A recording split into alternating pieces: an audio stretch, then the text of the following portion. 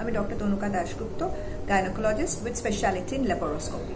নাও আজকের টপিকটা হচ্ছে যে খুব বেশি ব্লিডিং হচ্ছে, মধ্যবয়স্কা মহিলা সবসময় কি তার ট্রিটমেন্ট অফ চয়েস ইউট্রাসকেই রিমুভ করতে হয়? আমার উত্তর না, সবার ক্ষেত্রে সেটা প্রযোজ্য নয়। এমনই একজন মহিলার সম্বন্ধে আজকে আমি কথা বলবো। তার বয়স 44 বছর বয়স। তিনি বহুদিন ধরে হেভি মেনস্ট্রুয়াল ব্লিডিং এ ভুগছেন। ইউট্রাসটি স্বাভাবিকের তুলনায় একটু বড়। তার 2টি ছেলে মেয়ে আছে এবং সে বহুদিন ধরে হরমোনের ওষুধের উপরেই ছিলেন এবং কন্ট্রোলটি ছিলেন। গত 6 মাস ধরে সামহাও কোনো ওষুধেই তার ব্লিডিং বন্ধ হচ্ছে না। তার হিমোগ্লোবিন ধীরে ধীরে কমে 7-এ নেমে গেছে এবং তিনি যখন আল্ট্রাসাউন্ড করেছেন গত 6 মাস আগে, তখন ইউট্রাসের মধ্যে জরায়ুর যে লাইনিং, যেটাকে আমরা এন্ডোমেট্রিয়াম বলি, সেটি মোটা দেখাচ্ছে। অনেক ডাক্তার বলছেন তাতে পলিপ হয়েছে। আচ্ছা, তিনি যখন আমার কাছে আসেন তখন দেখা যায় যে লিভার ফাংশন টেস্ট করে তার এনজাইমসগুলো, লিভার অনেকাংশেই এনজাইমসগুলো বেড়ে গেছে। তার মানে বহুদিন হরমোনের ওষুধ এক নাগারে খাওয়ার জন্য এটা সম্ভব। তা সর্বপ্রথম আমাদের কিন্তু হরমোনের ওষুধটি বন্ধ করতে হবে যে করেই হোক, কারণ নইলে তার লিভার আবার ফিরে আসবে না ঠিকমতো জায়গায়। তো সুতরাং আমরা সেটা করবার আগে আমাদের এনশিওর করতে হবে যে জরায়ুর ভেতরে এই মোটা লাইনিংটি কি।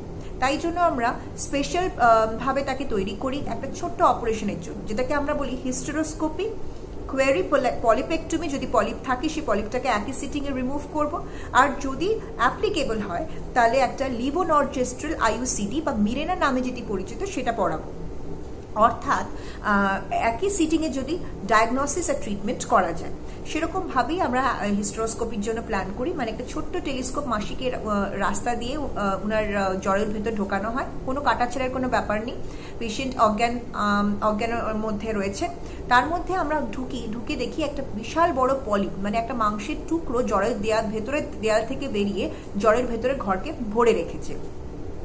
আমরা যেরকম ডিসিশন নিয়েছিলাম সেই সময় আমাদের যেহেতু মেশিন আছে, হিস্টেরোস্কোপিক গ্র্যাজুয়াল রিসেকশন করে করে সেই পলিপটিকে একই সিটিং এ রিমুভ করি এবং ক্যাভিটিটাকে সম্পূর্ণ পলিপ মুক্ত করি। এবং প্রিভেনশন হিসেবে যাতে এই ব্লিডিংটা যদি কোনো রকমে কন্ট্রোল করা যায়, যেহেতু আমরা ওরাল মেডিসিন কোনো হরমোন দিতে পারবো না, সেই জন্য লিভোনর্জেস্ট্রাল এই আইইউসিডিটা পরিয়ে দিয়ে আসি। পেশেন্টকে সম্পূর্ণভাবে সব ইনফরমেশন দেওয়া হয় এবং পেশেন্ট আজকে 7 দিন পেশেন্ট অনেক অংশে সুস্থ এবং তার ওরাল কোনো মেডিসিন লাগছে না, কয়েকটি ওরাল মেডিসিন ছাড়া। কিন্তু অবশ্যই আমরা হরমোন দিতে পারবো না, কারণ তার লিভারের ট্রিটমেন্ট চলছে। তার মানে প্রাথমিকভাবে এই হিস্টেরোস্কোপি পলিপেক্টমি, যেটা কিনা জাস্ট একদিন থাকতে লাগে, কোনো রকম বিশেষ বিশ্রামের প্রয়োজন হয় না, সেই জন্য আমরা কিন্তু সবসময় যে ইউট্রাসই ফার্স্ট প্লেসে রিমুভ করতে হবে সেটি নয়। সুতরাং আমরা আলোচনার মাধ্যমে কি কি অপশনস অ্যাভেলেবল সেটা কিন্তু আমরা ডিসাইড করে নিতে পারি। নমস্কার।